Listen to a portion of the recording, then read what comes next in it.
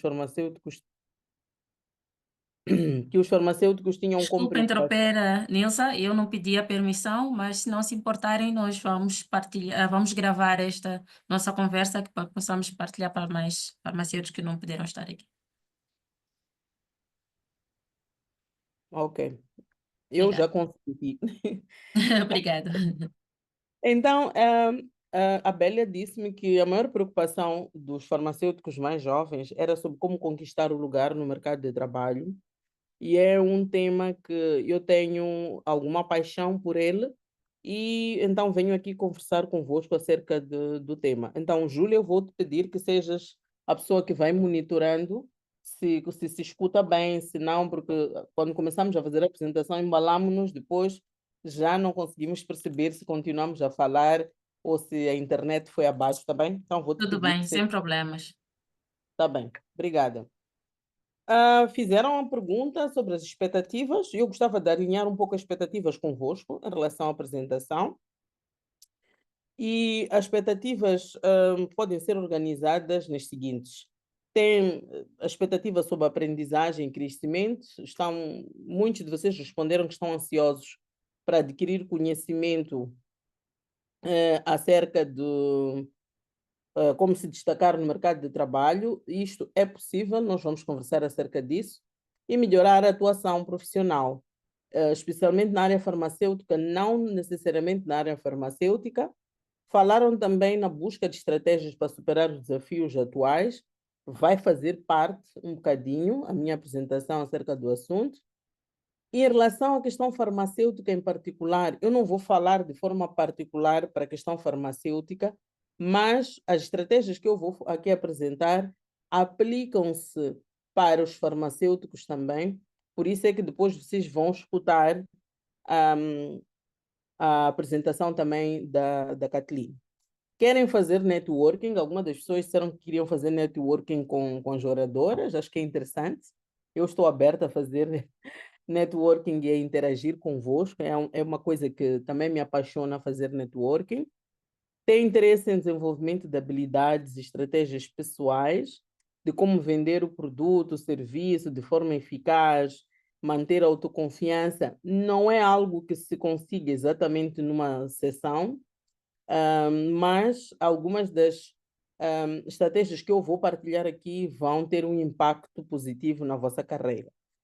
E também tem expectativas em relação à oportunidade de aprender, desenvolver novas habilidades e aprimorar as competências. Isso é importante também. E, em resumo, vocês o que querem é uma oportunidade valiosa de aprimorar o conhecimento, lidar com os desafios profissionais e fortalecer a carreira. Então, mais de 80% do que vocês disseram, nós vamos conseguir falar aqui. Então, vamos lá começar. Como disseram que a maior parte de vocês são recém-graduados, eu quero começar nesta primeira parte por falar sobre a transição para o mercado de trabalho. A transição para o mercado de trabalho, quando vocês terminam a faculdade, terminam a universidade, terminam cheios de sonhos, mas o mercado de trabalho muitas vezes parece um labirinto, onde cada passo que vocês dão é um passo incerto. E muitos de vocês tendem a culpar-se por isso. Sentem-se culpados, mas não se culpem porque a universidade não vos ensina e não existe necessariamente um lugar onde vocês possam aprender a fazer essa transição para o mercado de trabalho. A universidade não ensina como fazer a transição num mundo especialmente tão competitivo em que nós estamos hoje, ok? Por que que eu digo isso? Porque antes o farmacêutico, há cerca de 6, 7 anos atrás, o farmacêutico terminava e tinha uma integração direta no mercado de trabalho, no Estado, era colocado, era mandado para as províncias e não precisava de sofrer tanto, era só ir deixar os documentos no Ministério da Saúde, eu ainda me lembro desse momento. Deixava o documento no Ministério da Saúde e o farmacêutico era como se fosse mais ou menos uma elite daquelas pessoas que terminavam a faculdade e tinha integração automática. Mas hoje a coisa não é assim. E a realidade do mercado de trabalho é completamente diferente, porque enquanto vocês se dedicavam anos a conquistar o diploma, ninguém ensinou como destacar-se entre milhares de candidatos, que é o que acontece hoje, é a realidade que vocês vivem hoje, Eu sei que aqui estão farmacêuticos, mas também estão biólogos, estão alguns médicos e etc. A universidade não ensina como destacar-se entre milhares de candidatos. E eu depois vou mostrar, por exemplo, porque é que eu digo que são tantos candidatos. Eu trago aqui alguns dados do Ministério da Educação.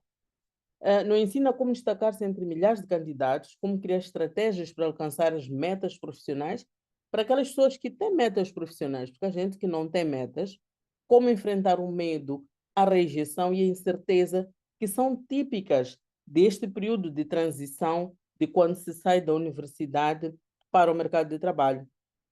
E, consequentemente, muitos recém-formados, talentosos e cheios de potencial, acabam sentindo-se perdidos.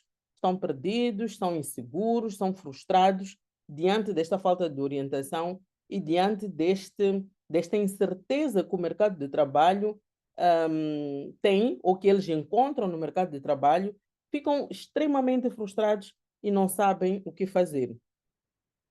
E por que é uma fase tão desafiadora a fase em que vocês se encontram? Porque o mercado de trabalho é um jogo com regras que vocês não aprenderam na universidade.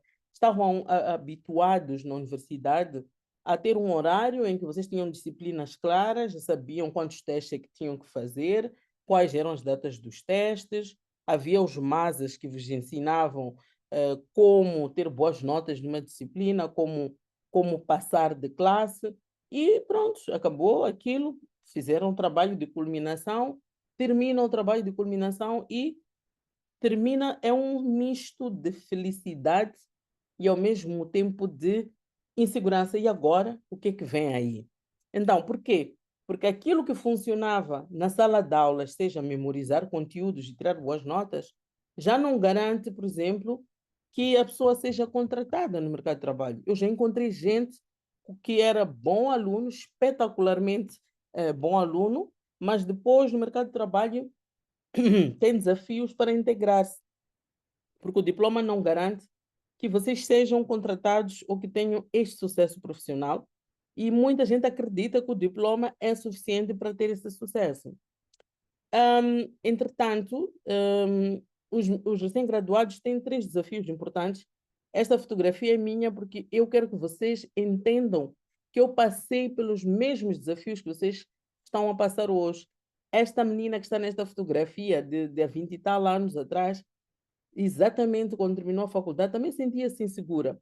Eu mapeei três principais problemas internos relacionados com o recém-graduado.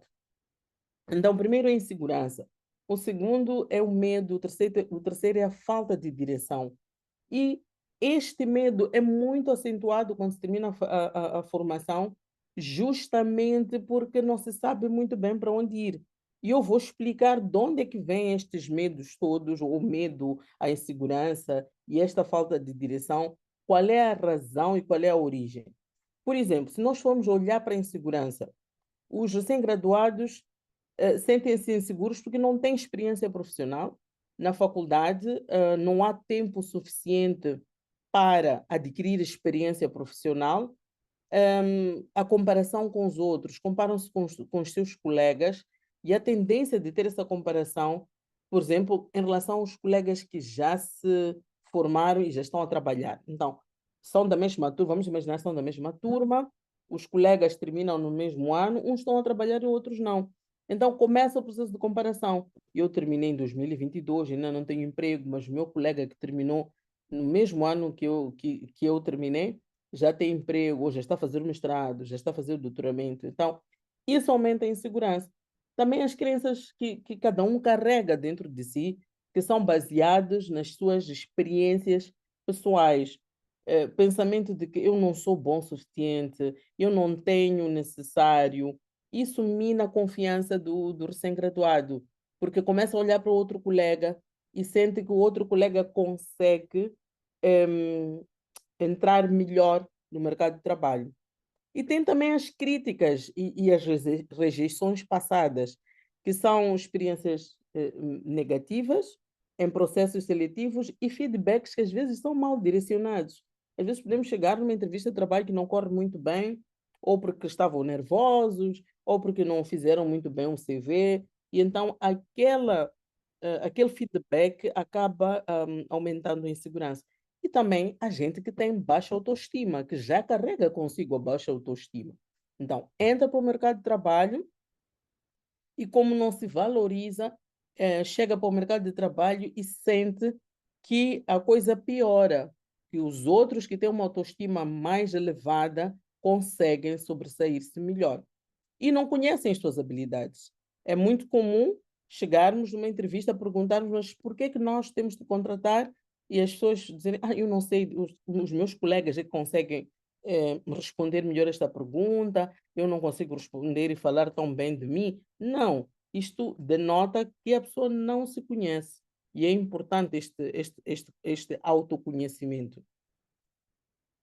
Portanto, falamos das inseguranças. Agora, em relação aos medos, quais são os medos? São vários. Medo de fracassar, medo de rejeição, medo de tomar decisões erradas, pressão familiar e social, medo da mudança do ambiente, falta de controle sobre o futuro.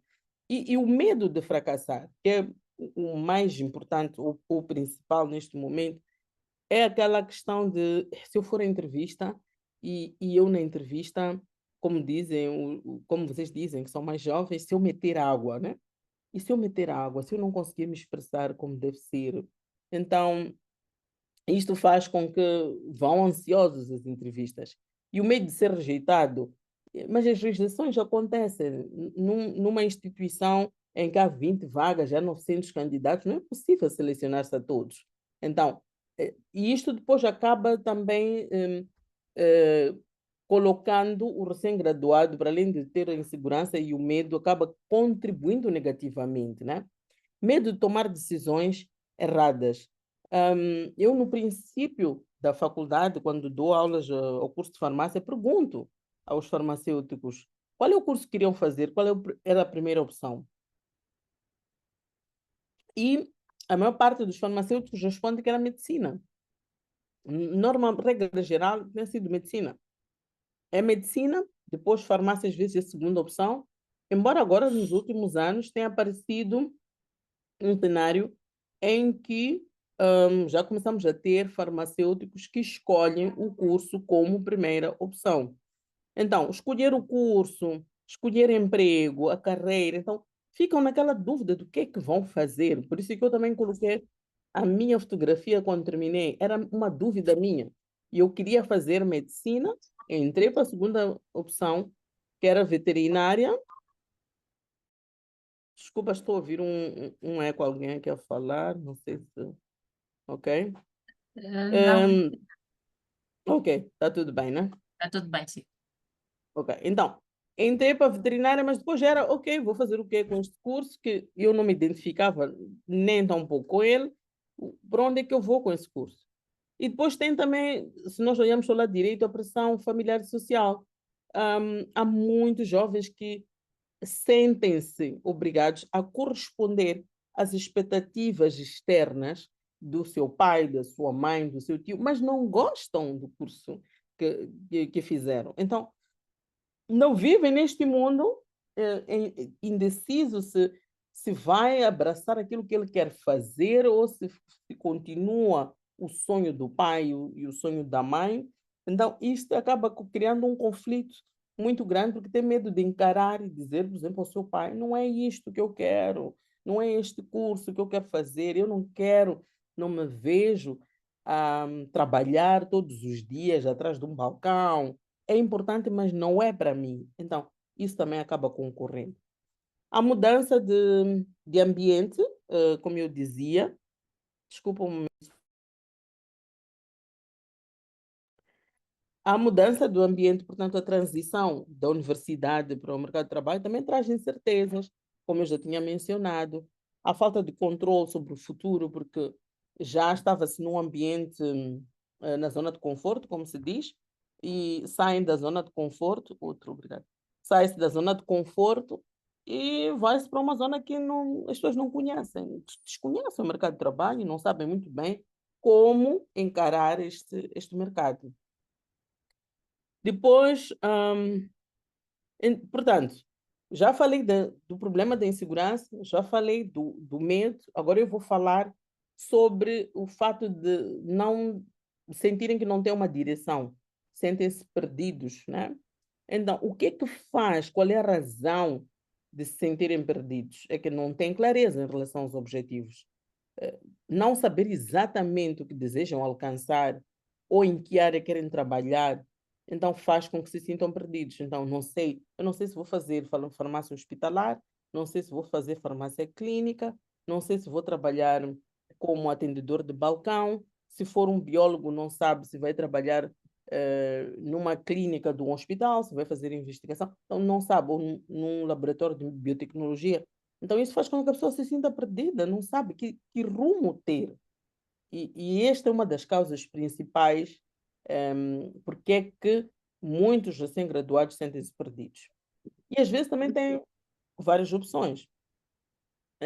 Tem opções e acaba sobrecarregando. Ok, eu estou a encontrar aqui 4 opções, 5 opções, e a nossa mente rejeita muito quando nós temos que tomar decisões. A nossa mente sente que é sofrimento ter que tomar decisão.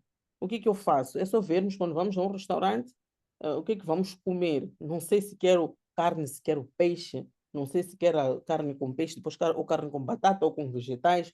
Então, sempre que a nossa mente tem que tomar uma decisão, então acabamos sentindo-nos perdidos, né?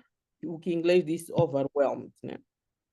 E por outro lado, há uma falta aqui de uma pesquisa em relação ao mercado de trabalho. A falta de informação sobre que empresas buscam, que competências é que a empresa busca. Se eu decido que vou trabalhar no laboratório, o que é que uma pessoa de laboratório deve saber fazer? Ou o que é que um laboratório, ou o que é que uma empresa, uma instituição quer de uma pessoa que trabalha no laboratório? Que atitude, que capacidades, que competências é que esta pessoa deve ter?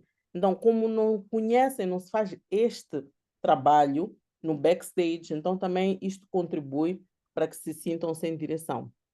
E a falta de orientação, claro, porque termina a universidade, na universidade tinham docentes que davam orientação em disciplinas específicas, mas depois já não tem mentores ou profissionais que oferecem esta direção para os recém-graduados. E por outro lado, também há a expectativa expectativas irreais, a gente que vai ao mercado de trabalho com uma expectativa irreal. Eu hoje conversava isso com uma moça e eu dizia, olha, hoje em dia os jovens vão para o mercado de trabalho com uma expectativa muito alta. E isso causa uma frustração muito grande. Júlia, peço para alguém que está com o microfone aberto para colocar o mute. Obrigado. Então, os recém-graduados vão para o mercado de trabalho com uma expectativa muito alta e essa expectativa acaba frustrando-os. E eu disse para a moça com quem eu conversava, eu sinto muito, mas teria que ser eu a dar esta má notícia aos jovens, a dizer que não devem ir com uma expectativa muito alta, devem ser realistas, devem baixar as expectativas, porque o que se assume é terminou a universidade, terminou a formação e imediatamente é como saltar, né? Terminou a universidade, terminou a formação, salta imediatamente para o mercado de trabalho. Não é isso que acontece. Não, isto frustra muita gente. Depois tem a falta de planejamento. As pessoas não têm um plano. Nós temos planos para muita coisa, temos planos para poupar dinheiro, as empresas têm planos estratégicos, mas nós não temos um plano estratégico para nós. Os recém-graduados não têm um plano estratégico, não sabem o que querem alcançar. Então, se não têm um plano estratégico, então acabam também sentindo-se frustrados. Portanto, já falei do medo, já falei da insegurança, já falei da falta de direcionamento ou o fato de se sentirem perdidos e o que é que está por detrás destes três fatores emocionais na vida dos recém-graduados. E eu agora quero apresentar o que eu estava a dizer, que o mercado de trabalho está competitivo. Eu fui à página do Ministério, antes era ensino superior, agora está tudo junto, no Ministério da Educação. Eles publicam relatórios de ensino superior anuais. Então, eu fui buscar o último relatório, se eu não estou em erro, o último ano, acho que é de 2022, provavelmente vai sair de 2023, em que mostrava que em 2022 foram graduados mais de 17 mil profissionais nas 3 regiões de Moçambique. Este é um facto que, por exemplo, o recém-graduado não conhece. É um facto que o recém-graduado não tem o cuidado de ir procurar e entender o que é que está a acontecer e qual é a dinâmica do mercado de trabalho. Porque quando nós somos conscientes da dinâmica do mercado de trabalho, nós conseguimos prever o que pode acontecer. Por exemplo, o que é que isto significa? Significa que tem 17 mil sonhos, porque todo mundo que sai, que é graduado, tem seu sonho. Significa que saem para o mercado de trabalho ou saíram naquele ano 17 mil talentos. E em 2021 foram graduados, desculpa, ahm, foram graduados 23 mil profissionais, porque houve um acúmulo por causa da pandemia, lembram-se? Então, ao juntar tudo isto, imagine a quantidade de graduados que existem. Então, estamos a falar de uma junção entre instituições de ensino público e ensino privado, mas é uma estatística que eu recomendo que as pessoas estejam atentos e, por exemplo, busquem também perceber de onde é que estão a sair os outros graduados. Por exemplo, um exercício muito bonito que vocês podem fazer como farmacêutico, já que a maior parte são farmacêuticos. Os graduados do SCITEM, o que é que tem de diferente com os graduados da Unilúrio? É interessante que o foco do graduado do SCITEM é um foco que, no fim, está concentrado em fazer, por exemplo, um estágio, o que era chamado departamento farmacêutico, hoje é ANARM. Mas o farmacêutico da Unilúrio, por exemplo, é um farmacêutico que tem um foco em farmácia hospitalar muito grande e farmácia comunitária também.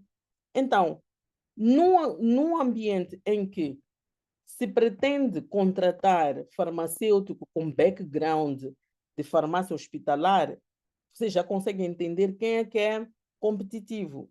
Então, é só para vos fazer perceber qual é a importância de conhecer o mercado de trabalho e entender qual é a dinâmica deste mercado, de onde é que estão a vir os outros formados, qual é a vantagem competitiva de um currículo em relação ao outro currículo, se um currículo é mais teórico e o outro currículo é mais prático, e colocar dos dois, estes formados, ao olhar para um currículo, a gente consegue entender, por exemplo, e eu tenho esta experiência, que o farmacêutico, por exemplo, da Unilúrio, tem uma visão muito maior em relação à comunidade, em relação ao hospital, inclusive em relação à investigação, quando comparado com um farmacêutico do ISCTEM. Então, estes aspectos são importantes para podermos perceber o contexto em que estamos a viver. Saímos de um contexto em que o ISCTEM antes era a única instituição que formava farmacêuticos, hoje já não é assim. E do questionário que vocês responderam, para além das instituições de ensino superior, tem também técnicos de farmácia. E há ali uma competição entre os dois, entre os que fizeram a universidade e aqueles que fizeram a formação técnica, que é preciso resolver e entender de forma estratégica qual é o nicho de cada um. Não, é só um exemplo. E eu volto a repetir que sim, que o mercado de trabalho está cada vez mais competitivo. São muitas instituições de ensino superior, são muitos graduados por ano, e o diploma não basta. Há 7 anos atrás, há 8 anos atrás, sim, bastava ter um diploma, sendo médico, sendo farmacêutico. E digo mais, o CV bonito não é suficiente no mercado de trabalho assim. E é por isso que eu disse que eu quero desconstruir, eu quero desromantizar o facto de que as pessoas concentram-se em fazer um CV bonito apenas. O CV bonito já não é competitivo, não é tudo. Juntar diploma e juntar um CV bonito, dizer eu fui submeter CVs, já não é competitivo e não é boa estratégia, porque já estamos num ambiente em que só isso não é suficiente. Eu já vos mostrei por que é que não é suficiente. Já vos mostrei dos problemas internos, já mostrei um bocadinho também dos problemas externos, que é o aumento do número de graduados, e agora vou falar um bocadinho também para gravar, o que que acontece? Acontece que comete-se muitos erros. Os graduados, os recém-graduados cometem erros. Alguns erros estão relacionados àqueles que eu mencionei antes, outros nem tanto e nem por isso, mas estão relacionados uns com os outros. Eu não vou falar de todos os erros, eu mapeei 3 erros cometidos pelos recém-graduados. Inclusive, eu escrevi um e-book sobre o assunto, gravei uma masterclass sobre o assunto, sobre os erros, porque de tanto que eu vejo esses erros, eu disse, não, chega, eu vou escrever um erro, eu vou escrever um e-book a relatar esses erros. São 9 nesse e-book, mas depois consegui mapear outros. E vou falar só de alguns, para vocês saírem desta sessão de webinar conscientes de quais são esses erros que são cometidos. O primeiro erro não é só cometido pelos recém-graduados, é cometido por recém-graduados e gente que já está até alguns anos formada e a trabalhar, que é a falta de responsabilidade em relação ao seu próprio sucesso ou fracasso. Deve ser algo cultural, nós terceirizamos, nós delegamos, entregamos a outra pessoa a responsabilidade da nossa carreira. Os recém-graduados fazem a mesma coisa. Isto é um erro, é um dos maiores erros que vocês podem cometer na vossa vida. Não se delega a responsabilidade do nosso sucesso, do vosso fracasso a outra pessoa. Então, termina a faculdade, entregar CV a um tio. Tio, ajuda-me a encontrar emprego. Tia, ajuda-me a encontrar emprego. Não, não é networking isto. Não, não é assim que funciona. Por quê? Porque depois, na cabeça da pessoa que entregou o CV ao tio, à tia, ele fica sentado a assistir Netflix em casa. E é um erro crasso. Fica sentado a assistir Netflix em casa porque já entregou o CV a outra pessoa e fica à espera que a outra pessoa resolva o problema por si. Então, aí começa o primeiro erro. Então, junta familiares, amigos, vizinhos, terminei a faculdade, arranja-me lá um emprego, ok? Fica ali, começa a maratonar séries na televisão, dia atrás dia, à espera que outra pessoa diga alguma coisa. E eu já vi isso. E perguntei, então, de que é que estás à espera? Estou à espera que meu tio me diga alguma coisa, estou à espera que a minha tia me diga alguma coisa, então confia no tio e na tia. Mas não é o tio que vai fazer entrevista de trabalho. Podia estar a ensaiar, fazer entrevista de trabalho, podia estar a rever o CV, podia estar a vencer os medos, podia estar a vencer a insegurança, podia tentar procurar clareza sobre o que pretende alcançar no mercado de trabalho, mas não, senta-se a maratonar. Tem pensamentos limitantes. Para entrar ali é preciso ter costas quentes. Aquele trabalho não é para mim. Eu não digo que não existam estas coisas. Existe, mas o problema, o perigo é que quando nós interiorizamos que isto existe, nós deixamos de nos esforçar, porque colocamos toda a culpa neste aspecto. Porque, claro, hoje em dia, as coisas funcionam assim. Mas então, ok, as coisas funcionam assim, o que é que tu podes fazer? Qual é a tua parte? Qual é a parte da outra pessoa? Ok? Então, e as pessoas que têm este pensamento normalmente são as que menos preparadas vão para o mercado de trabalho. E são aquelas pessoas que, quando começam a trabalhar, dão o menor de si, fazem menos esforço possível. E depois, no fim, ficam estagnados no mercado de trabalho. E depois voltam a culpar as outras pessoas. Porque eu não tenho sorte. Porque a culpa é do colega. Porque a culpa é do chefe. Porque a culpa é do colega que está lhe a perseguir, etc, etc, etc. As desculpas são infundadas, ok? E assumir que o diploma é suficiente para triunfar no mercado de trabalho, eu já falei sobre isso.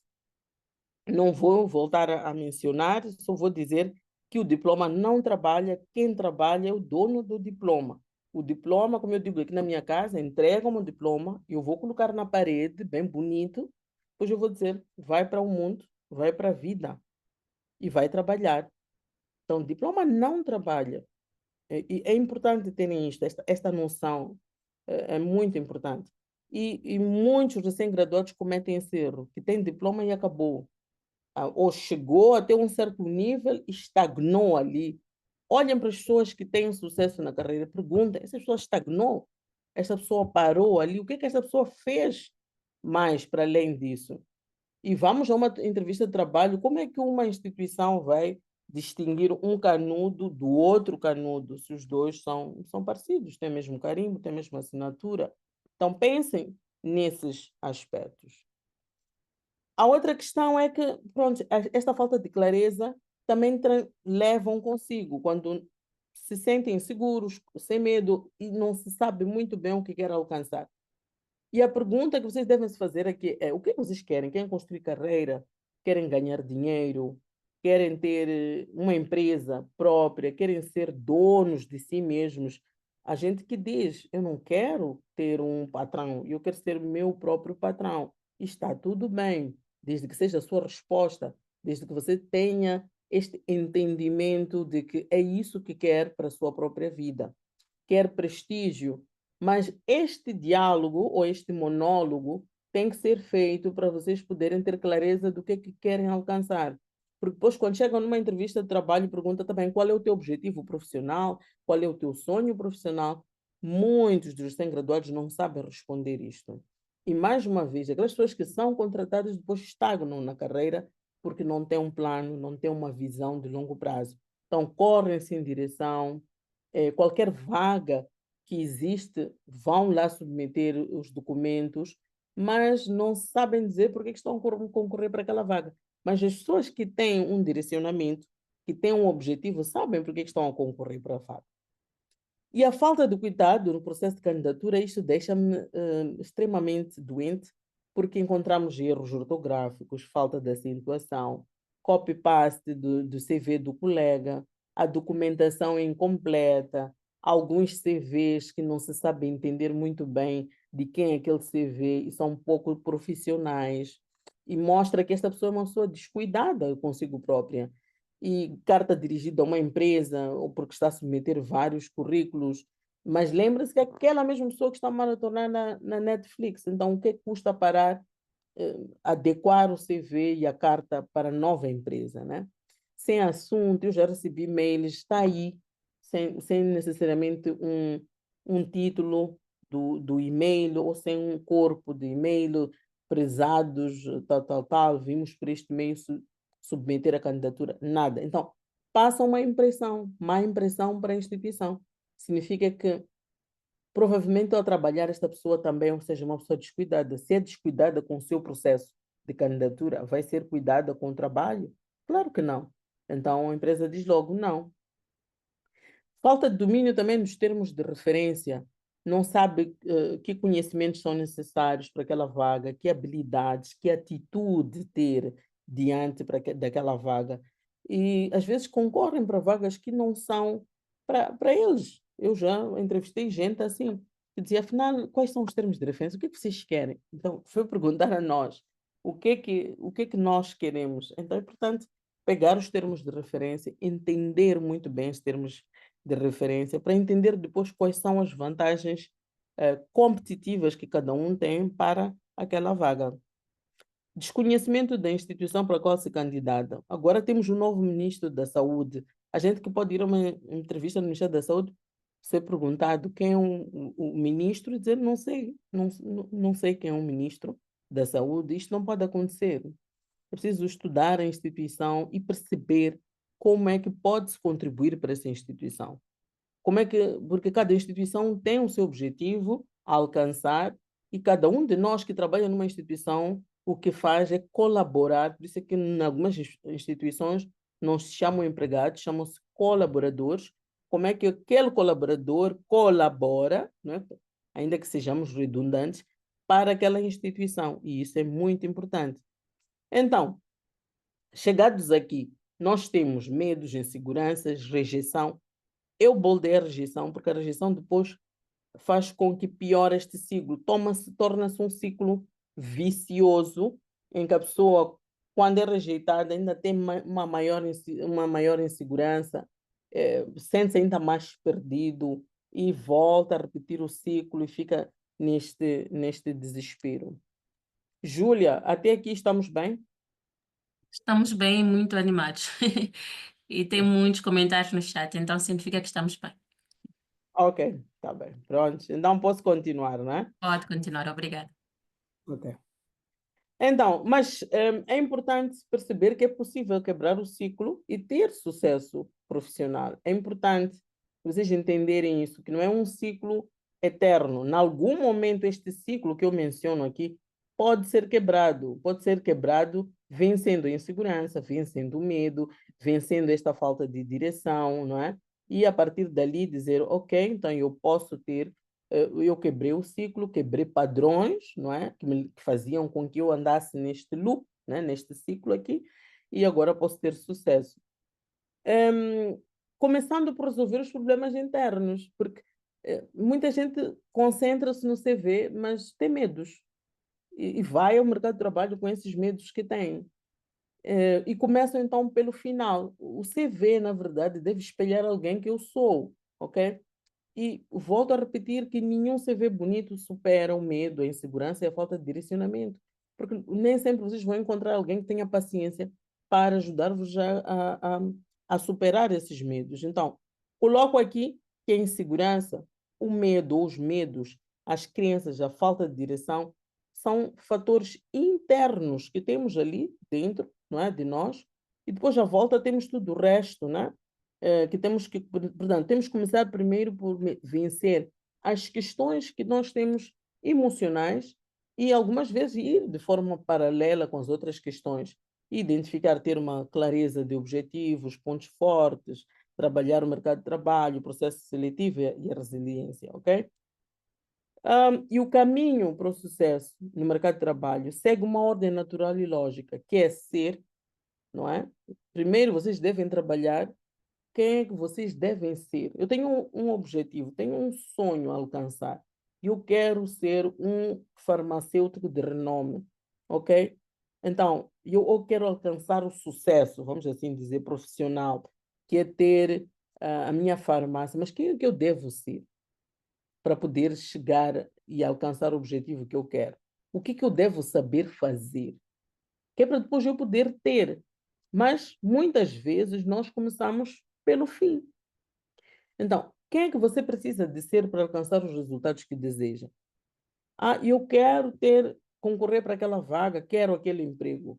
Mas você é proativo? É corajoso o suficiente para poder concorrer? Toma iniciativas, busca soluções, aproveita oportunidades, é uma pessoa corajosa, consegue sair da zona de conforto, enfrentar desafios e persistir, é autoconsciente, conhece os seus pontos fortes, os seus pontos fracos, as suas paixões e o que realmente deseja, é uma pessoa resiliente. Então, quem é que eu devo ser? Então, antes de agir, antes de começar mais nada, é preciso cultivar essas qualidades internas que vão moldar a mentalidade, a atitude e a postura. Precisamos começar a pensar nesse aspecto e a trabalhar o ser.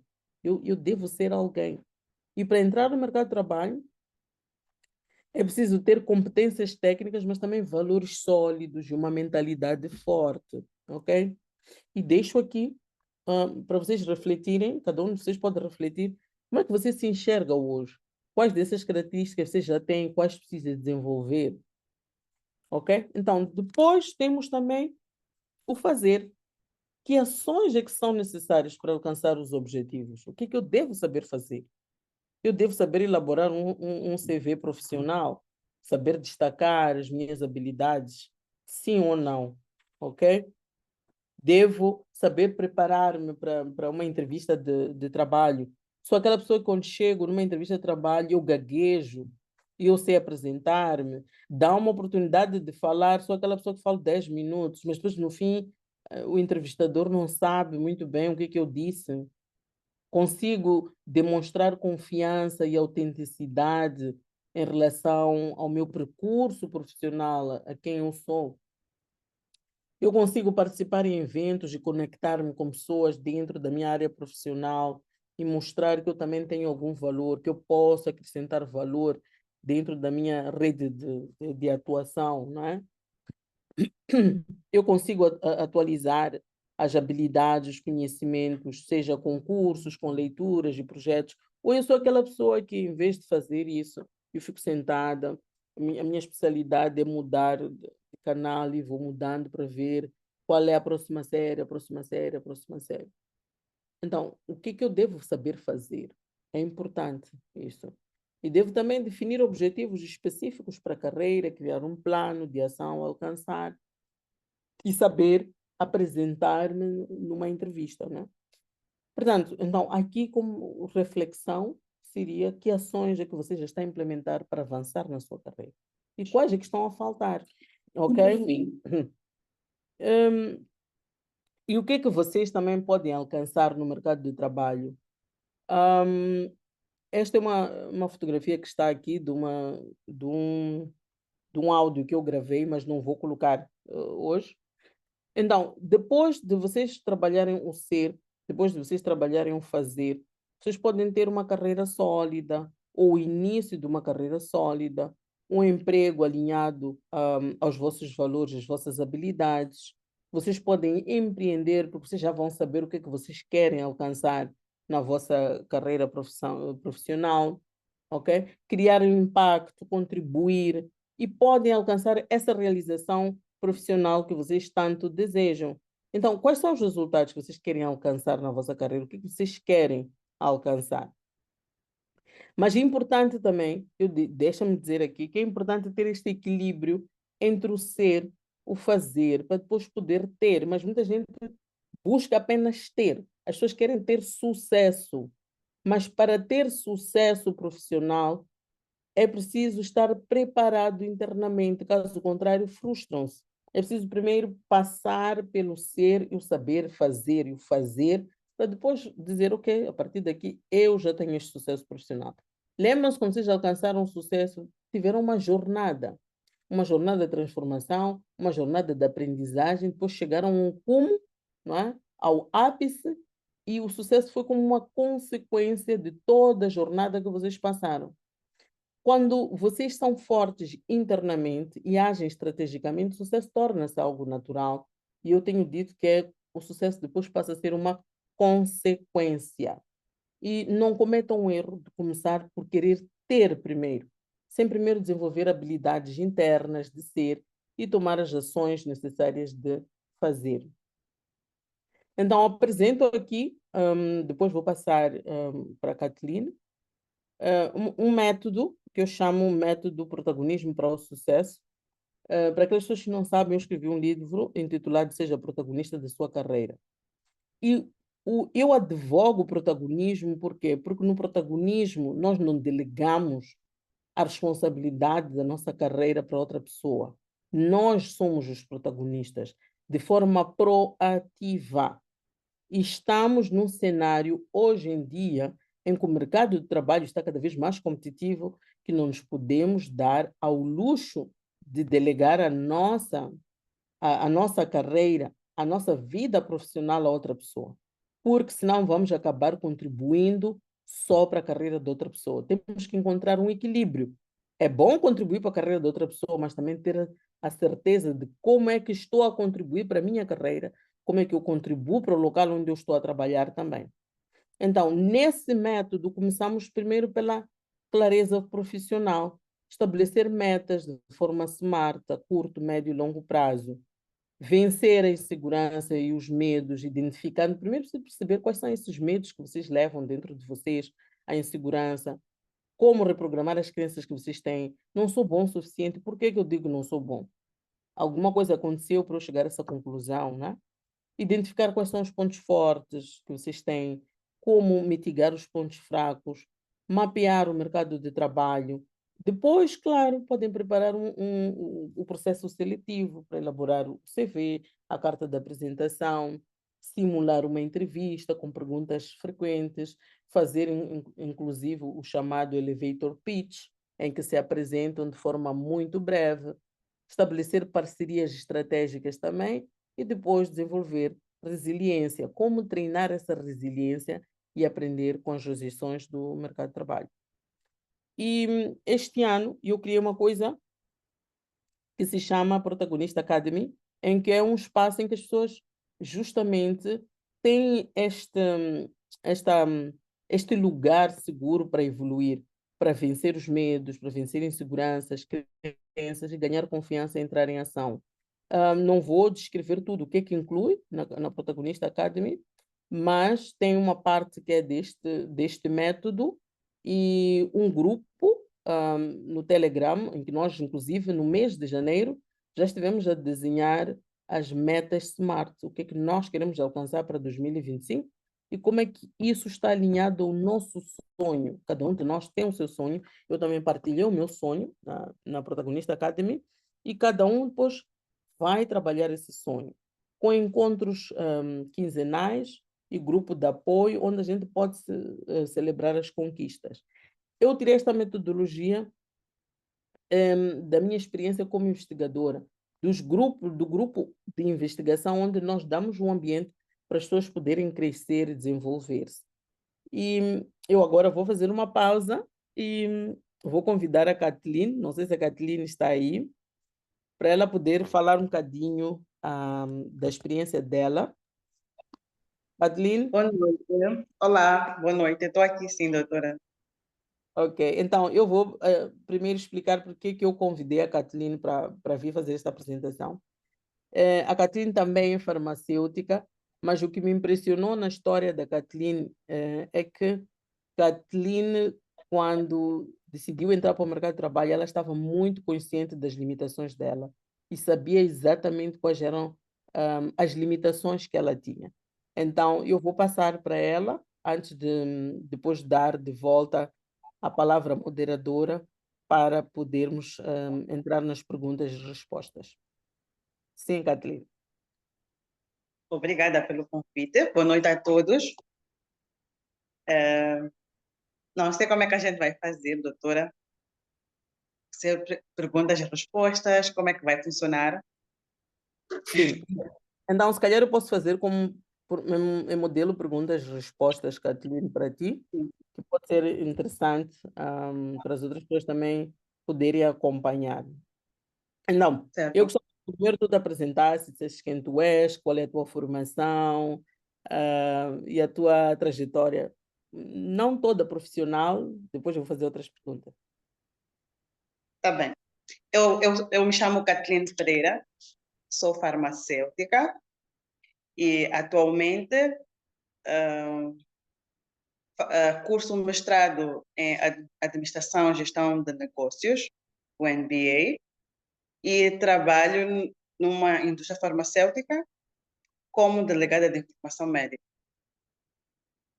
Muito bem, muito obrigada, Kathleen. Quais foram os principais desafios? Porque eu me lembro quando tu vieste para a mentoria e contactaste-me, tinhas desafios muito claros, tinhas um objetivo a alcançar, isso facilitou muito, mas quais eram os desafios que tu tinhas na altura? Prontos, para que os outros possam entender, talvez contar um pouco da trajetória. Eu terminei o curso em 2016 e nesta época eu segui para a Zâmbia, onde dediquei mais tempo à minha família, à maternidade. E passando algum tempo, me foi surgindo o interesse de me desenvolver profissionalmente. E lá eu não tinha muitas oportunidades, porque primeiro tinha que fazer a equivalência dos meus documentos, voltar de novo à escola, e parecia tudo muito difícil. Foi nessa altura em que eu comecei a conversar com a minha amiga de luxo, indiscretamente, procurando apoio emocional, eu acho que era isso. E sem me perceber, a gente começou a fazer uma mentoria, onde, neste caso, a minha amiga de luxo era a doutora Nilza, em que ela me fazia ler livros, me fazia praticar alguns exercícios de autoconhecimento, em que eu pudesse me direcionar para o que eu queria. Nesta altura também já pensava em voltar para Moçambique. Quando foi 2020, eu voltei para Moçambique com muita insegurança, com muito medo, porque eu me via sem experiência, eu me via com uma idade superior aos novos licenciados, as pessoas mais no ativo. Então, eu me via perdida. Parecia que não havia solução. A única coisa que eu gritava é: eu preciso entrar no Estado, eu preciso entrar no Estado e eu preciso entrar no Estado para garantir o meu o meu trabalho, o meu sustento e vice-versa. Mas, na verdade, aquilo era só um medo e eu continuei a fazer a mentoria e aceitei o desafio de me desafiar. Eu me considero determinada, assim, focada naquilo que eu quero, e eu comecei a acreditar nas coisas que eu escrevia, que eu era capaz, que eu poderia procurar por várias oportunidades. E também eu não tinha um foco exato do que eu queria fazer. Como farmacêutica, a doutora que falou muito bem que a farmácia hospitalar, a farmácia clínica, a parte da pesquisa, a parte da regulamentação, e eu não sabia exatamente qual era o meu foco, onde é que eu queria me enquadrar. E, repito, a minha única saída de escape era o Estado. Chegada a Moçambique, nessa altura, eu fiz os meus documentos, preparei, fui me inteirar o que era necessário para se inscrever ou concorrer ao Ministério ou ao Serviço Nacional de Saúde. E eu fiz tudo conforme, nessa altura, fiz tudo conforme, mas com isso eu também tive o apoio da Bélia, quando eu cheguei lá também me abraçou bastante, e nós fomos lançando currículos, batíamos porta, me recordo que até marquei uma reunião, ou queríamos marcar uma reunião com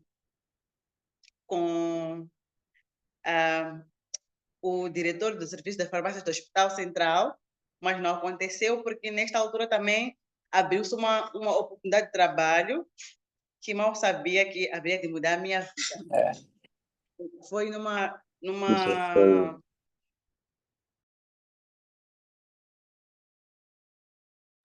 Não, continua. Fechaste o micro, Kathleen, tens o micro fechado. Tens o micro fechado agora. Acho que alguém fechou para mim.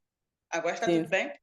sim, agora está. Então, eu dizia que nesta altura eu tinha uma oportunidade, me chamaram para uma entrevista para a Farmácia, que é uma distribuidora de produtos indianos, e eu fiquei feliz, eu disse, pronto, vou tentar, vou fazer o meu melhor, usei tudo que aprendi na mentoria, não, foi a primeira entrevista da minha vida, neste caso, e no final deu certo, mas eu entrei com a consciência de que é algo passageiro, porque eu não sabia exatamente o que eu queria. Sem saber que lá nasceu um sonho, uma vontade de algo que eu faço hoje com muito gosto. Eu entrei para trabalhar como delegada de informação médica, me dediquei, me entreguei para aquilo e aprendi tudo que era necessário para, para, para avançar. Estou no meeting. Para avançar, desculpa. E eu voltei a ligar para minha mentora naquela altura. Eu disse, eu acho que eu já não quero entrar mais no Estado. Eu acho que eu quero desenvolver um bocadinho mais a área, o marketing farmacêutico. Ela olhou para mim, tem certeza? O que é que tu queres desenvolver? E eu dizia para minha mentora também assim, eu quero fazer mestrado em saúde pública. Tinha isso já em mente também. Quero fazer mestrado em saúde pública, quero fazer mestrado em saúde pública. E a mentora dizia, não te apresses, fique calma, no momento certo tu vais saber o que fazer e como fazer.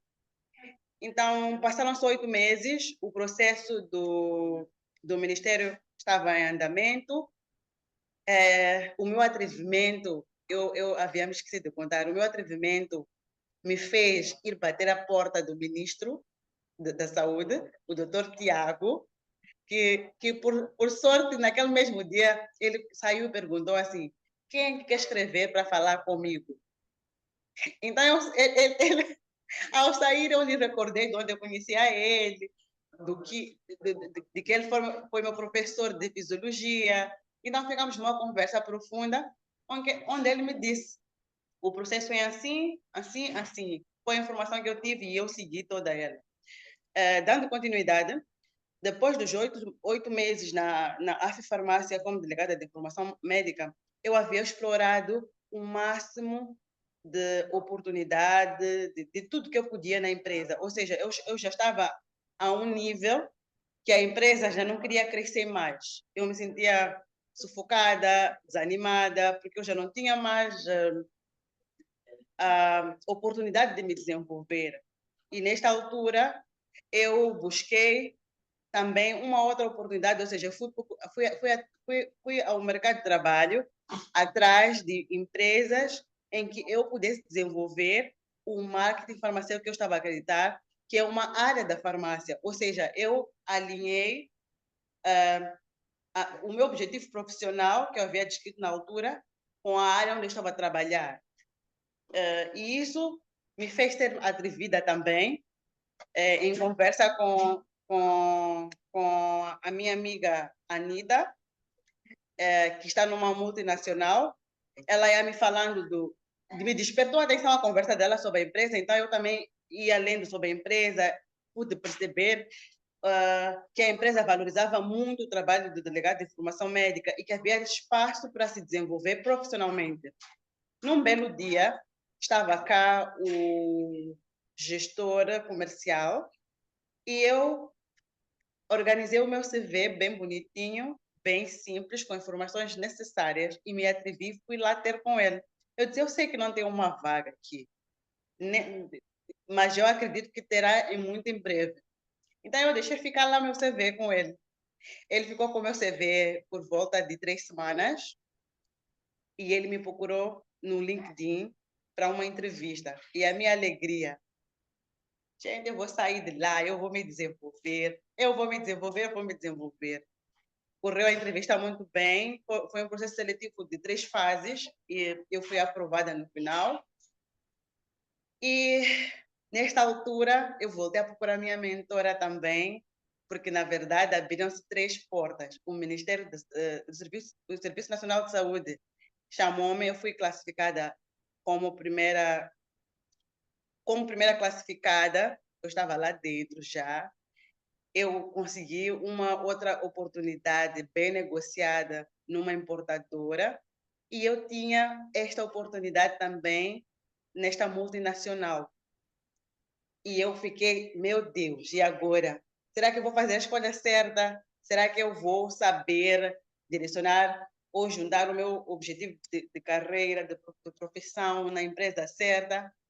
E a minha mentora, mais uma vez, me deu um TPC e eu fui fazer tudo o que ela falou, que era custo-benefício, o que eu queria, quais eram os meus objetivos como a delegada de formação médica, o que eu queria alcançar com aquilo tudo. E eu fui e decidi ficar na multinacional. Graças a Deus estou lá até hoje, passam-se 3 anos já.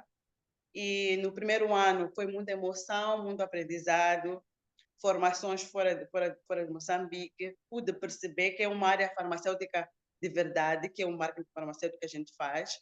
E só nós estamos capacitados para fazer o marketing farmacêutico ou a delegação farmacêutica, porque eu falo isso porque só os farmacêuticos têm a habilidade de falar de tu para tu com o médico sobre o mecanismo de ação, sobre a posologia, sobre indicações, explicar exatamente as coisas que acontecem, ou seja, a gente faz educação continuada nos médicos, a gente faz atualização de produtos inovadores, atualização daquilo que está no mercado. Os médicos muitas das vezes não têm tempo para isso, então este é o trabalho do farmacêutico, na área do marketing farmacêutico, e eu fui me apaixonando mais e mais, e senti a necessidade de que faltava algo e eu precisava me formar em alguma coisa. Foi quando eu andei atrás, nessa altura, de fazer algum curso ou alguma pós-graduação em marketing e que no mercado moçambicano em Moçambique dificilmente tem um curso só marketing como pós-graduação e eu me enquadrei no curso do MBA, porque lá tinha também módulos que haviam de suprir a minha necessidade, ou seja, a aplicação de tudo que eu estou a aprender na administração e gestão de negócios, eu vou aplicar exatamente na área farmacêutica. na área farmacêutica e tem sido fantástico. Então, o atrevimento tomou conta de mim. Depois da mentoria, eu fiquei muito mais confiante. Eu não tinha medo de nada, eu acreditava em mim, eu sabia qual era o meu potencial, eu fazia sempre o extraordinário e continuo fazendo o meu extraordinário. E é isso, é isso. Quanto mais a gente acredita, a gente projeta, a gente faz anotações daquilo que é o nosso objetivo, a gente vai correndo dia após dia e concretizando uma por uma coisa. Hoje eu sou uma mentis feliz, com muita coisa para aprender ainda, e também quero deixar bem claro aqui que eu abracei a causa de lutar e desenvolver a área do marketing farmacêutico para que os meus colegas farmacêuticos, uns que estão desempregados porque não acreditam na área, quero encorajar a eles aqui, dizendo que a área farmacêutica é vasta. Não importa onde a gente esteja, a gente está ali a servir os pacientes no final do dia. Então, seja do lado do médico, seja atrás do balcão, seja atrás de um laboratório, seja dentro de uma clínica, seja numa enfermaria, nós estamos todos ali a fazer o nosso trabalho, que é para servir o paciente.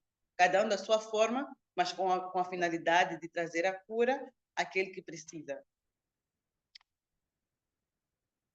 Muito obrigada, doutora. Muito obrigada, Kathleen. Valeu a pena escutar o teu depoimento. O que me fez convidar-te é que quando tu chegaste no princípio, tu realmente estavas muito triste, tinhas perdido o brilho dos olhos, sentias que realmente, em relação aos teus colegas, os teus colegas tinham adiantado-se mais do que tu e que provavelmente não fosse conseguir. Mas a estratégia foi, do princípio, aprende o máximo que tu puderes, Kathleen. Nesta primeira fase, não olha para o salário. A Kathleen não olhou para o salário no princípio, olhou mais na aquisição de experiência, de competências. Eu dizia, Kathleen, aprende o máximo que tu puderes, escreve tudo, faz perguntas, pergunta como é que se faz, pergunta como é por que é que aquele procedimento está a ser implementado, etc. E foi espetacular. Uma das coisas que eu me apaixonava com a Kathleen é que às vezes os sábados começávamos a falar, durava uma hora a conversa a dizer, depois fiz isto, depois fiz aquilo e não sei o quê. E pouco a pouco eu fui vendo o brilho dos olhos da Kathleen voltar. E depois este atrevimento realmente de ir atrás daquilo que tu acreditas, daquilo que tu queres, com confiança, à medida que ias avançando e ias tendo mais confiança. E muito obrigada por teres aceito partilhar a tua experiência. Eu sei que isto faz parte também nesta escada em relação à tua segurança e eu estou muito orgulhosa de ti. Então, Muito obrigada, doutora. e continua, não para. Júlia, nós vamos parar por aqui.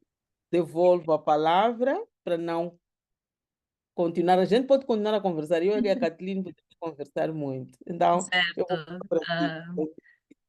Nós queríamos ter ouvido continuar, não nos importávamos de ouvir muito mais,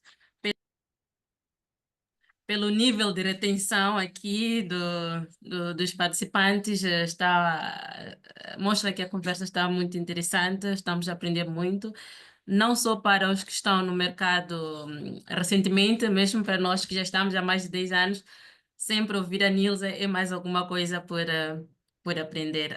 Não vai ainda, tem muita coisa aqui no chat, tem muita coisa. Eu pedi para os colegas irem partilhando as suas dúvidas e seus comentários, então vou ver algumas das questões, algumas foram sido respondidas ao longo da sua intervenção e também da Kathleen. Gostei muito de ouvir a Kathleen, isso é sinal de resiliência. Tenho gosto e prazer de conviver com a Kathleen e sim, sei que ela resumiu aquilo que são as batalhas. A Kathleen é uma menina muito persistente e louvo muito isso. Muitos parabéns, Kathleen. Então, indo ao chat, a pergunta que sempre vem é dos dinheiros. Tem algumas perguntas que eu vou fazer aqui, uma síntese, mas é em relação a como definir o salário sem medo de perder emprego por falta de opção, né? Tem uma outra também que fala de dinheiro, que pergunta como saber negociar sem perder a oportunidade, né? Muitas vezes, o farmacêutico, o pessoal, é oferecido uma tabela muito abaixo daquilo que é a sua expectativa ou aquilo que o mercado está a oferecer, né? Então, como negociar sem perder essa oportunidade é uma das questões, Berenice. Ok. Tem alguém com um micro aberto, Júlia, peço para fechar. Eu realmente acabo tendo problemas. Yeah, obrigada. O barulho faz muita confusão. A questão da negociação salarial, eu quero chamar uma atenção. Muitas vezes os jovens vão negociar o salário sem saber se realmente aquilo que estão a pedir ele corresponde de acordo com a sua atitude, a sua entrega de trabalho, se ele merece aquele valor que ele está a pedir. E um dos erros que se comete é pedir algo que ele não entrega acima da média.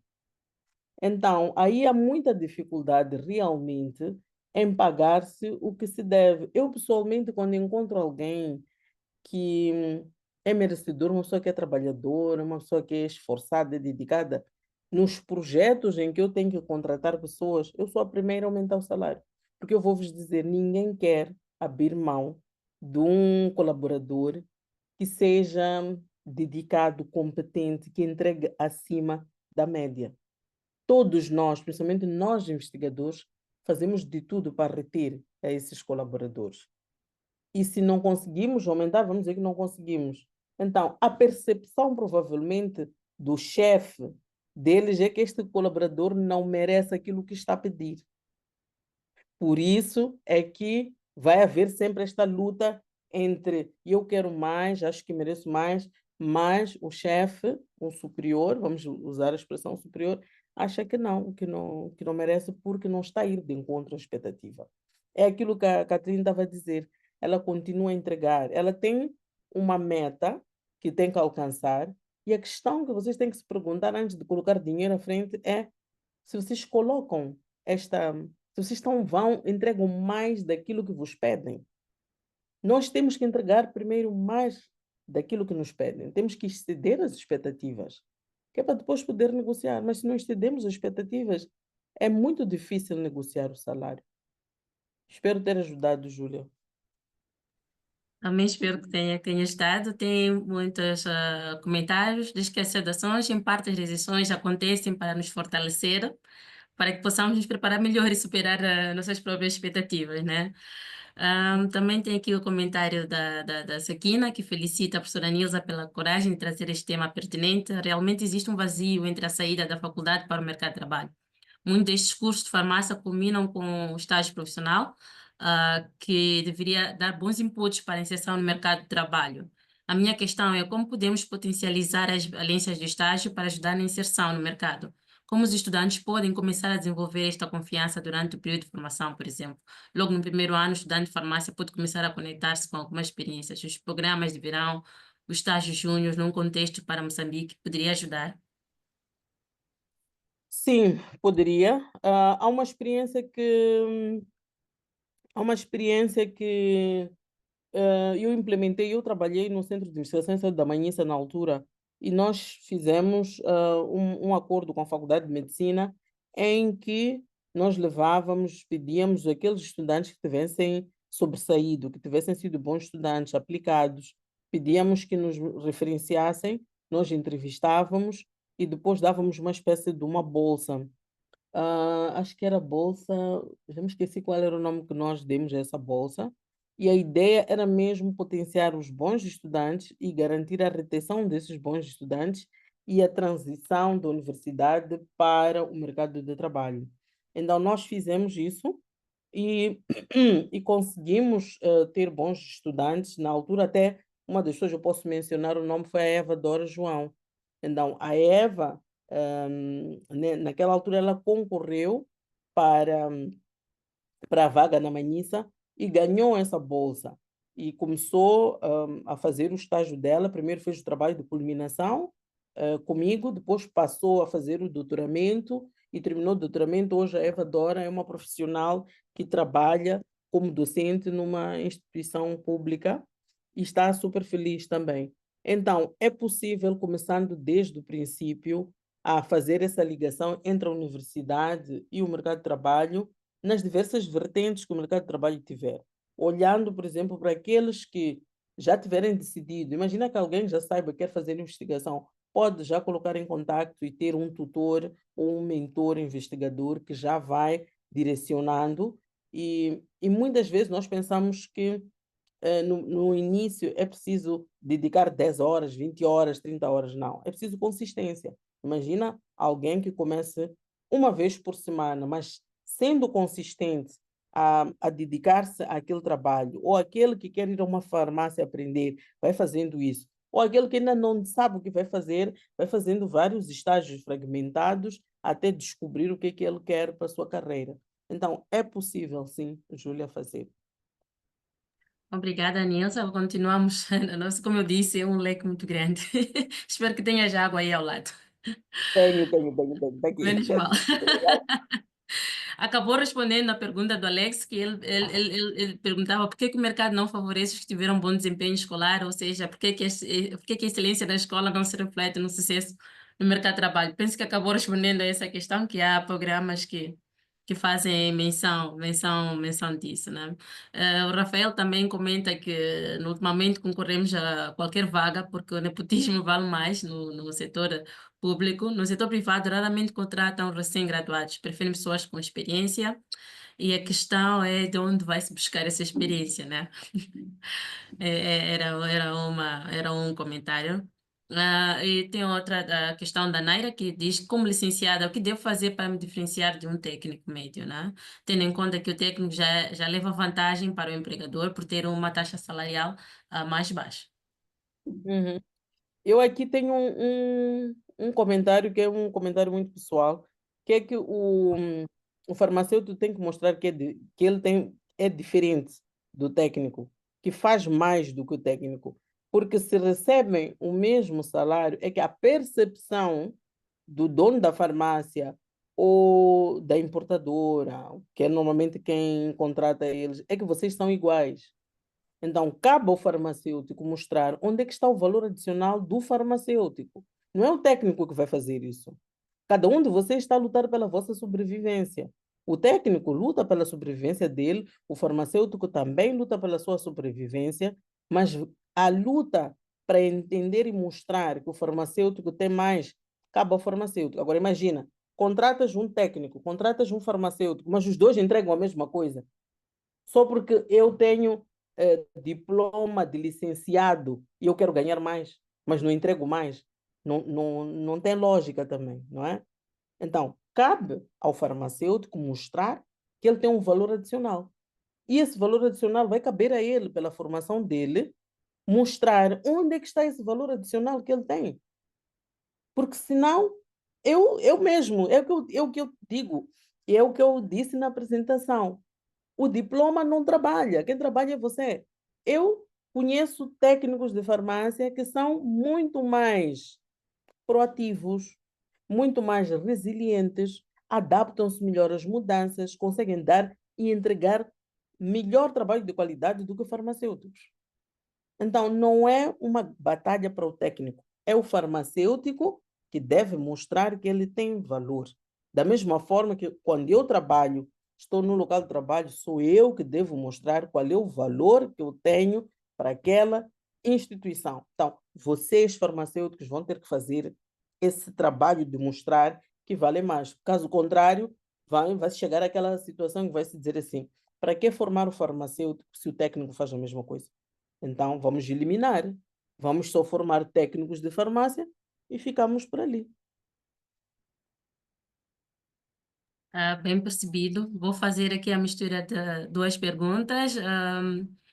Primeiro, a pergunta como se destacar sem ofuscar o colega, né, no local de trabalho. E a outra diz como vencer a rotina de trabalho e buscar inovações. Uhum. Nós, quando trabalhamos, não estamos lá para ofuscar o colega. Você não tem contrato de trabalho, não diz que você está lá para ofuscar o colega. Essa é a percepção ou sua ou do colega. Você está para trabalhar, está para entregar. Você, quando vai a um local de trabalho, assina um contrato de trabalho. Tem que olhar para esse contrato de trabalho, não para o colega. Se todos nós decidíssemos parar e olhar se estou a ofuscar ou não estou a ofuscar ao meu colega, se a nossa referência é o colega que menos faz, nós nunca vamos avançar. Atenção, gente. Atenção. Nós nunca iremos para frente. A nossa referência nunca tem que ser para trás, não. Tem que ser para frente. E se calhar até esse colega quer usar assim como referência. Quer que tu vás para frente, que avances para depois usar-te como referência. Agora, ficar a pensar que está a ofuscar é muita dor de cabeça demais isso para pensar. Gente, não entrem por aí. Não entrem.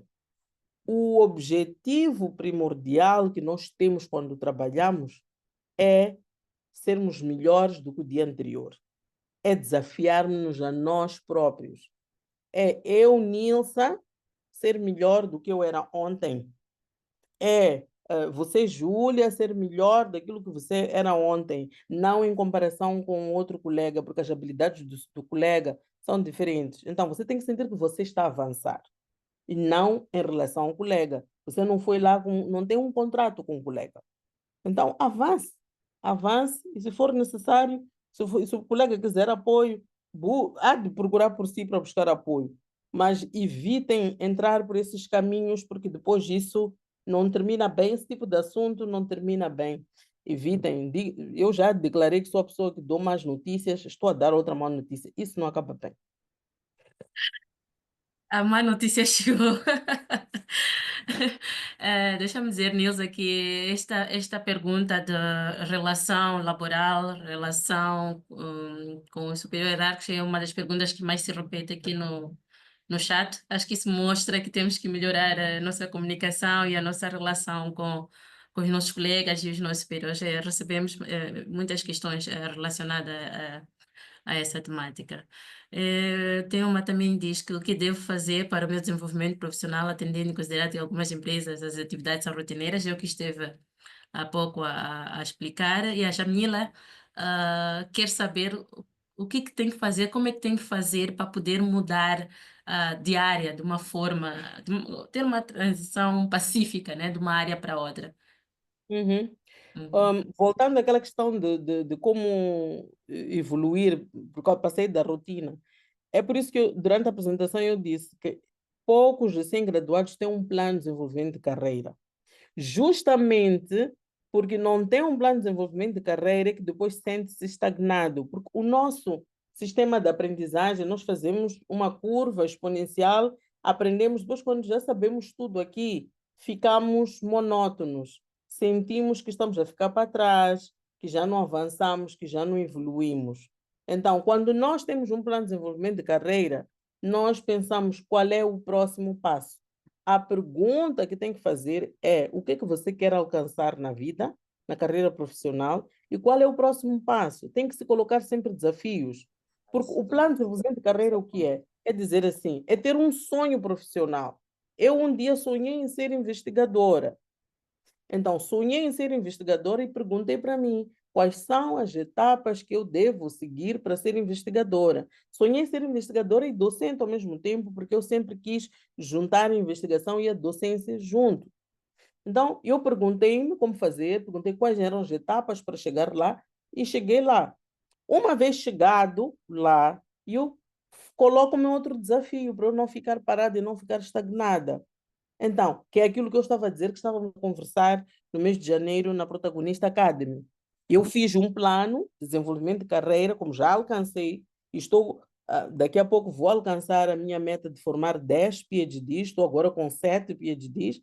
Então, eu começo a ver, olha, o meu objetivo, o meu desafio que eu me coloquei, daqui a pouco eu já estarei a alcançar, vou chegar a 10 PhDs formados. Coloquei como meta os PhDs, porque são os que levam mais tempo, têm mais investimento de tempo, mais investimento de dinheiro, etc, etc. Para mestres, não tem esse. Para mestres, eu não coloquei exatamente essa meta. Mas, ao chegar lá, o que eu noto é que sempre preciso de um novo desafio que me mantém a avançar, que me mantém a crescer, que me mantém a desenvolver-me. E isso é o que me mantém sempre em ação, em contínuo desenvolvimento. Então, quando a pessoa diz assim, Nilsa tem sucesso profissional, é sucesso em relação a quem? Em relação a mim, em relação às minhas metas profissionais. Então, o primeiro objetivo para sair dessa estagnação, para sair dessa mesmíssima, como diz o brasileiro, é propor-se um objetivo profissional que seja ambicioso para si, que vai fazer com que evolua, que se desenvolva e que faça fazer coisas extraordinárias todos os dias. Agora, em relação a Jamila disse qual era a pergunta? A Jamila quer transitar. Acho que já não quer mais ser farmacêutica. Então, a resposta é mais ou menos a mesma, é Sim. decidir que carreira que quer seguir e depois quais são as habilidades necessárias para esta carreira e fazer depois, pegar num sonho e ir fazendo, desmanchar o sonho em pequenos pedacinhos, pequeninos, para ir depois, pouco a pouco, ir alcançando essas pequenas metas para poder depois trabalhar nessa carreira que deseja. Foi o que eu fiz, saí da veterinária para investigação, mas quando eu fiz a veterinária, o meu objetivo não era ser investigadora. Então, a metodologia é a mesma, é ter clareza primeiro do que quer, defina um objetivo. Eu quero fazer esta carreira, porque quero ser, sei lá, investigadora, digo investigadora que é o meu exemplo, mas depois que habilidades é que precisa ter, que atitudes é que tem que ter, que conhecimentos é que deve ter, mapeie isso muito bem, busque referências nessa área, não é? Converse com essas referências para saber como se faz e go for it. Go for it. Gostei de ouvir. Infelizmente, o tempo nos trai. A conversa está muito boa, mas vou deixar ficar aqui a última pergunta do Ciro. E para os que não viram suas questões respondidas, nós vamos deixar o e-mail da Farm e depois poderemos fazer chegar ou ver como é que podemos ajudar a esclarecer alguns pontos. Nilsa, deixa eu dizer-te que tem muita gente que também quer ser a mentoria, quer ter mentes. Nós iremos fazer chegar a si. A Bélia já partilhou o e-mail. Qualquer dúvida, podem usar o e-mail que está no chat para colocar-nos. Então, nós também vamos reencaminhar esses mentes a si. Tem também quem já está a perguntar qual é a oportunidade de ingressar à equipa de investigação após fazer o mestrado em ciências farmacêuticas. Também vamos reencaminhar assim para que possa apoiar de alguma forma para quem quer seguir essa área de pesquisa. A última questão que eu faço é do Ciro Santana, na qual felicita pela apresentação e, de uma forma resumida, ele pergunta, na sua ótica, o que faz um bom profissional da área de pesquisa? O que é que faz com que seja um bom profissional? Não, na área, assim. Assim, então, para ser um bom profissional na área de pesquisa é não parar de fazer-se perguntas, porque na área de pesquisa nós fazemos perguntas constantemente e não parar de aprimorar-se. Se me perguntar qual é o hábito mais importante que pode hoje começar a cultivar para ser investigador e ser um bom profissional, comece a ler artigos. Não deixe de ter um artigo ao seu lado. Hoje em dia, consegue-se ler artigos eletronicamente. Leia artigos todos os dias, todas as semanas. Não precisa de ler muitos artigos, mas seja consistente. Então, esse é o primeiro passo, porque só escreve bem quem lê bem. E o investigador precisa escrever, porque nós, quando fazemos investigação, não fazemos para nós. Nós fazemos investigação para melhorar a saúde da população moçambicana. É para contribuir para que nós sejamos mais saudáveis, sejamos menos enfermos, menos doentes, aumentemos a nossa esperança de vida. Então, a forma que nós temos para fazer isso é publicando artigos, publicando evidências e também lendo artigos daqueles que são bons investigadores. Existem revistas de renome internacional como Lancet, Clinical Infectious Disease, que são boas revistas onde os melhores investigadores publicam. Então, começa por aí, começa por ler esses artigos, porque aí já aprende como é que se faz uma boa pesquisa, como é que se faz uma boa investigação, como se escreve, e a partir dali, esse hábito da leitura, eu vou lhe dizer quais são as vantagens que vão lhe dar. Como já vai ter o hábito da leitura, vai estar familiarizado com artigos científicos. Então, vai lhe dar o caminho para escrever artigos e também vai lhe dar caminhos para escrever propostas de investigação.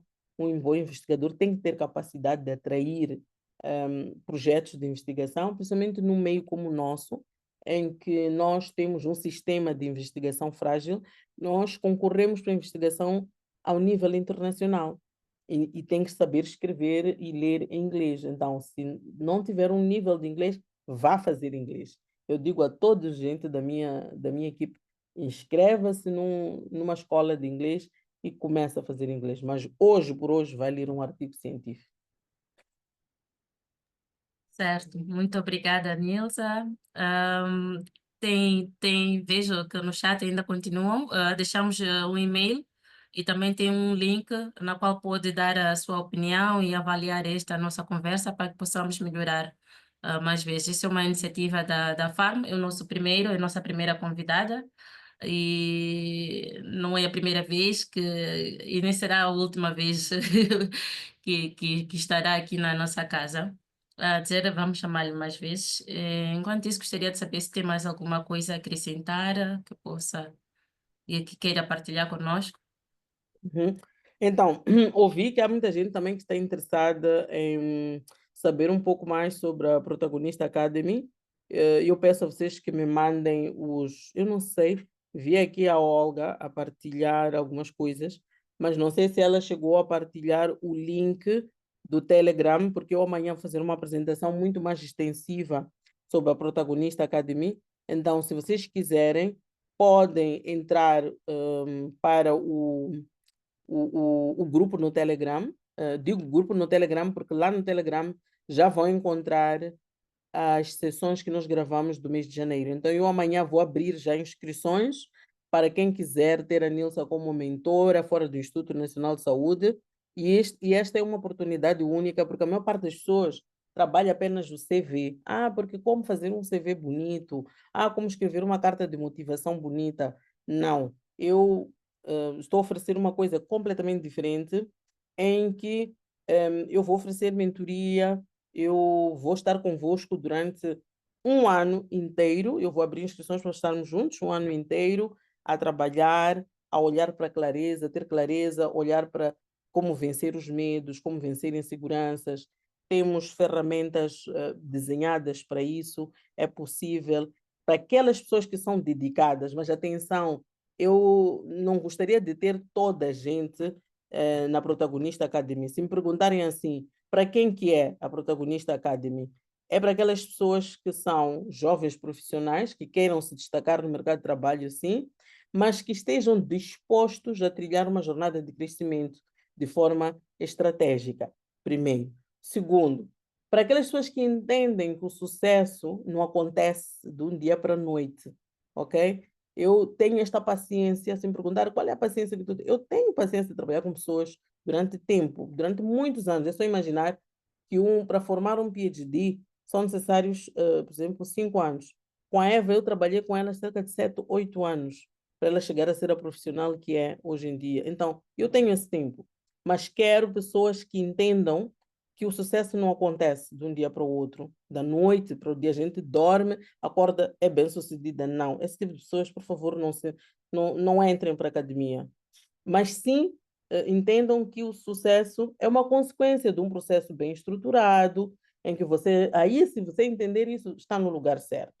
Terceiro, quero também pessoas comprometidas. Comprometidas com quem? Não comigo, consigo mesmas. Eu adorei trabalhar com a Kathleen, porque a Kathleen é uma pessoa comprometida. Ela é uma pessoa que estava comprometida com o processo dela, que ela sabia que ter sucesso não era do dia para a noite. Então, pessoas que estejam comprometidas com o seu crescimento, que queiram desenvolver as suas habilidades e que querem ter um impacto e depois contar uma história. Eu gosto de gente assim, que queira contar uma história. Então, por favor, se são essas pessoas que se identificam, está tudo bem. Mas são aquelas pessoas que querem resultado de imediato, sem esforço, coisas daqui para aqui, não se candidatem. Também não quero pessoas que não estejam comprometidas consigo mesmas. Eu vou partilhar ferramentas, não preencho as ferramentas, eu dou dicas, não seguem as dicas. Ouviram a Kathleen, dou livros para ler, não leem. Não, por favor, não é para vocês a academia. Então, vou deixar aqui o link, deixa-me ver se eu encontro aqui o link do Telegram, onde amanhã eu depois vou falar sobre a protagonista acadêmico mais vagar e quem quiser ouvir, poderá ouvir, vai ser às 18h30. Só estou à procura aqui, um momento só, estou à procura para partilhar convosco, ok? Júlia, posso... Ok, está aqui. Então, quem quiser pode se juntar. Aqui está...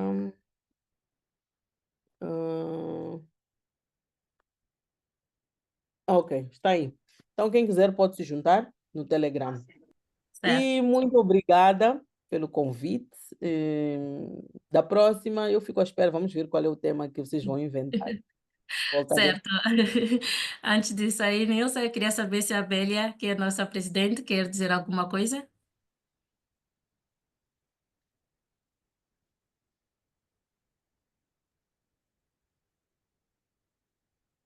Boa noite. Estou aqui a tentar. Conseguem ouvir-me, né? Bom, não tenho muito a dizer, senão agradecer à doutora Nilsa, também foi minha mentora,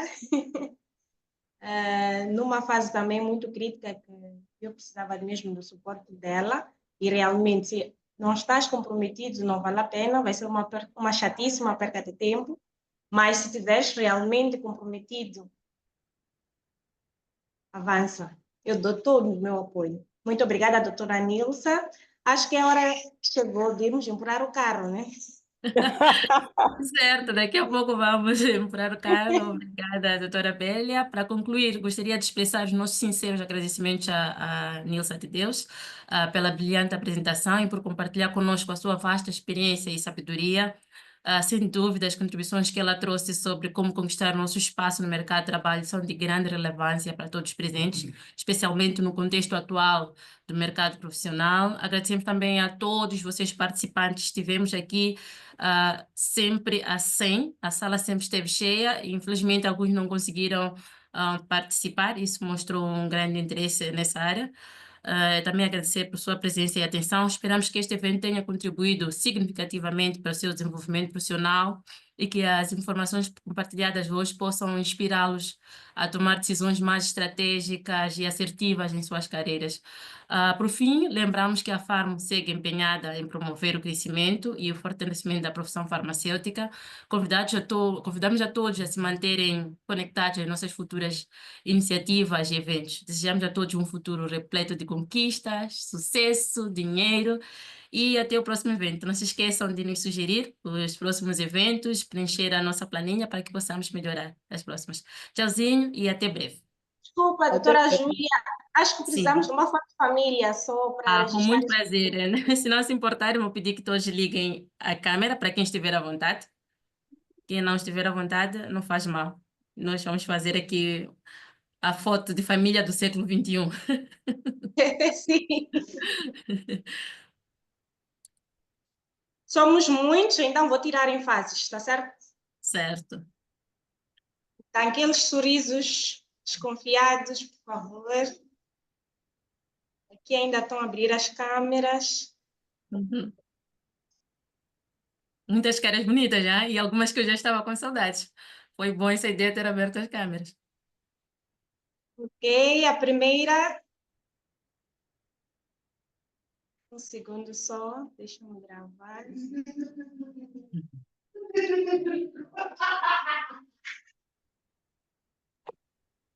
Ok, vamos para a segunda. Nesta segunda, muitas câmeras estão fechadas.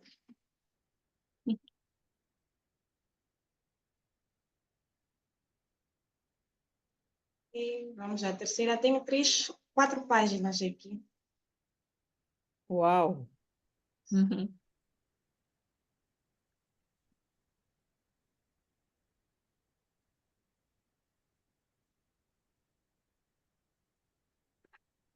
E por fim, a última.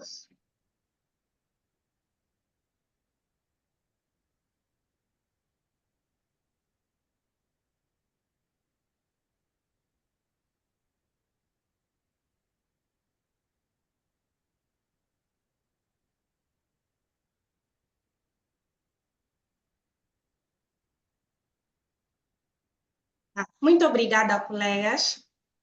Tenham continuação de um bom dia. Muito obrigada mais uma vez, doutora Nilza. Muito obrigada a todos os colegas.